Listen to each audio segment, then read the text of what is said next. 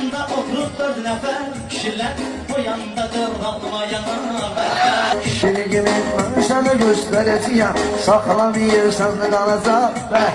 Kim kimə nə göstərəcək görəcəyik, ayırmışıq xəlvət otağa. Məni bağışlayın bir söyüm Pərvizi, lətfəsi bizlərdən uzaq. Aydınla Pərvizi göndər otağa, Ələkbər də tutar çıraq.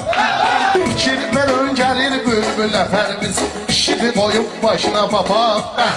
Bunun yerine ben koydum hepsini, seninle oğluma kabak. Məndən getdi Dubayda tuyan elədi, babam çıxdı üstədir. Nənəvə dedim, nənə cənnət hardadır, sırazı qaldırdı ayaq. Yetindən o bağına soxun başını, Əli elə ki qalxdı bala. Əlişənin keçək başına vururdun, şap beni yirdi şapalaq. Bitirdiğim pula peşman olmuşam, o da şerliyim dedim ah. O da şerliyim dedim ah.